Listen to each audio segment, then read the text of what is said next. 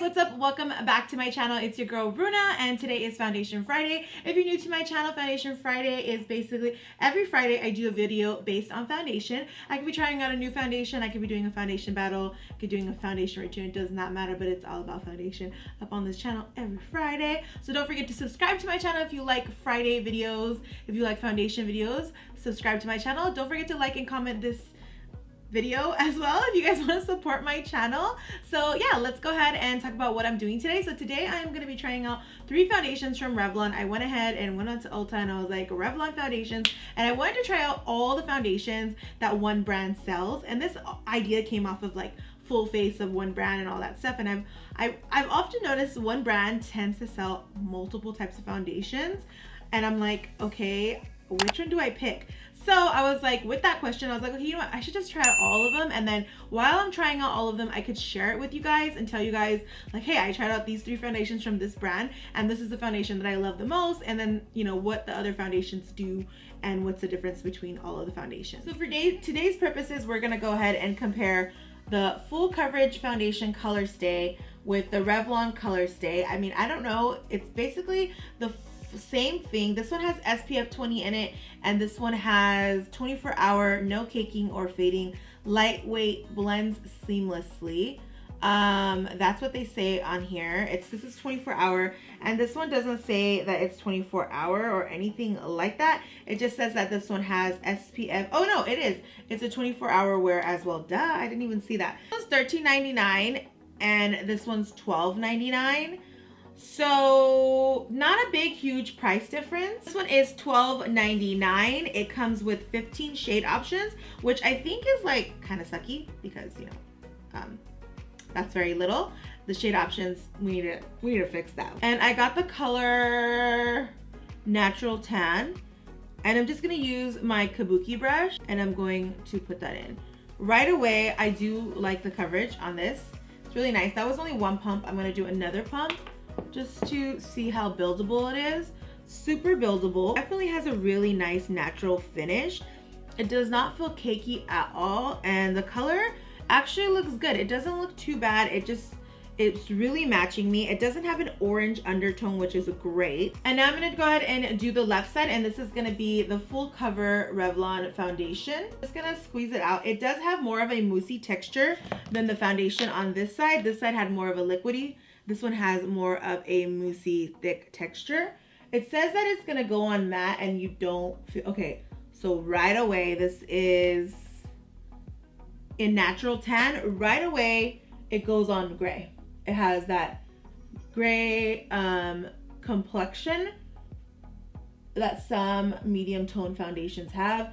I do not know what they mix in to make it gray, but it looks really great. But it's going on really nice, and as I blend it more into my skin, it's kind of oxidizing and warming up, so you don't see the grayness so much.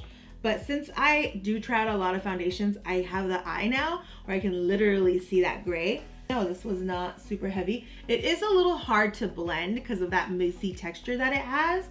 It is a little bit hard to blend. I like this one's color on me. This one was a little too gray on me, which is this side, but I like this color, but I like this one's coverage better. I just wanted you guys to know that out of the 2 foundations, this Color Stay foundation actually won. The problem with this foundation was it was a little too thick, it was a little too drying, and it kept cracking on me, so it kept creasing in all these odd places.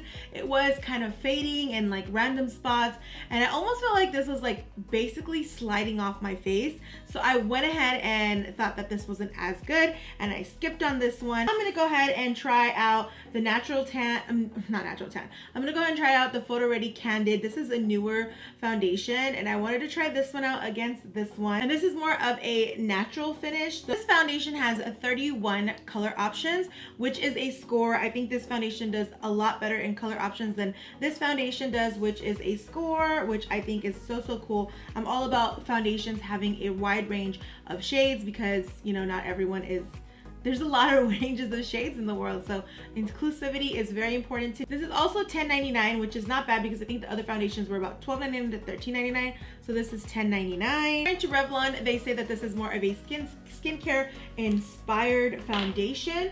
I'm gonna go ahead and use my kabuki brush to apply this. And they say that it's like a moisturizer. Okay, I'm gonna use 2 pumps because I just always do. Right away, okay, so this color is natural tan, and right away it looks really, really gray to me. But when I put it on, it doesn't look as gray.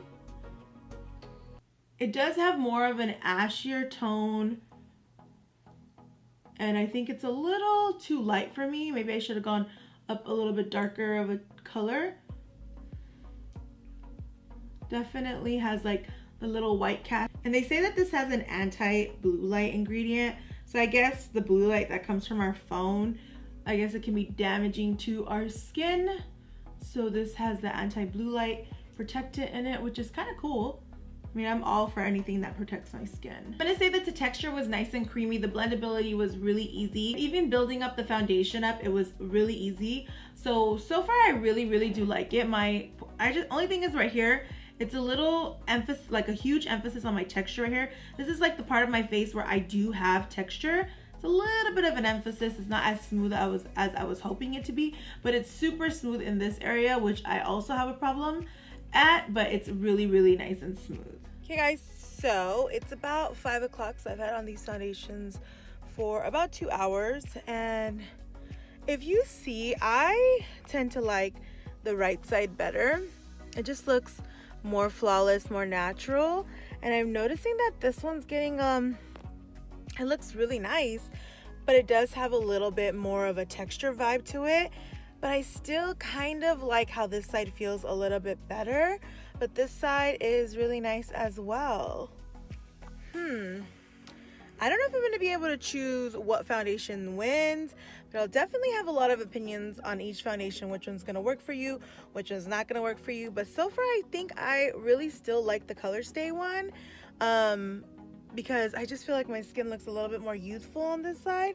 But I do still like this side because it just like, you know, it just looks a little bit like more natural, but I just hate how ashy it is. If you look, this side looks like extremely ashy to me, and this looks more of a natural browner tone in my opinion. But I definitely wanted to show you guys more in natural light and see if you guys notice a difference. So as you guys see, the foundation that won this challenge was the Revlon Color Stay foundation, and this is the normal to dry combination. Obviously I have dry skin, and I like that it's a normal to dry combination one, and I think the oily skin one will work just as good as this one. So I tried the 3 foundation. I tried the Revlon, the Candid, and I also tried their full coverage one. Out of the 3 foundations, the full coverage one was the worst foundation. I did not like it. I felt like it didn't really perform, and it didn't really do what it was supposed to do. It got really, really cakey, and it just wasn't the foundation for me. Especially if I'm dry skin and something's getting so cakey on me, I think it'll get even cakier on oily skin because oil builds up, and on dry skin we don't build up so much oil, and I still saw build up with that. So definitely avoid that foundation altogether, you guys. I'm gonna put up the foundation right here so you guys can know what foundation I'm talking about. And then the next foundation that I really, really loved, it was the Candid, and then it was the Color Stay. And so the Candid one is more for like an everyday, and then I would take the Color Stay and I would wear this on my face whenever I need more of a full coverage look, which is all the time, but you know what I mean. I just wanted to do a product recommendation for anyone who likes more of a medium skin-like texture. That is a really, really good foundation, the Revlon Candid. But at the end of the day, if I had to buy a foundation from Revlon, it would be the Color Stay, Revlon Color Stay. I think this one performed the best out of all the foundations, and this is definitely the winner. I loved how it stayed on my skin all day. It did not cake up or build up, is what I mean. It didn't fade at all, which was pretty amazing, and it stayed put majority of the day. And also, even though this is a full coverage foundation, it was fairly easy to remove. Some foundations, when they're full coverage, are very, very hard to remove, so this one did not have that problem. And yeah, you guys, so if you guys were ever wondering which foundation out of the whole Revlon collection was the best or performs the best, I would say the Revlon Color Stay. Okay, so if you guys love these type of videos, if you love these foundation battle videos, just go ahead and comment down below and let me know. Subscribe to my channel, turn on the notifications so you guys always know what videos are being posted, and I will see you guys in the next Foundation Friday or in the next video. Remember, I do upload on this channel every Sunday, Monday, and Friday, and I love you guys so much. Bye!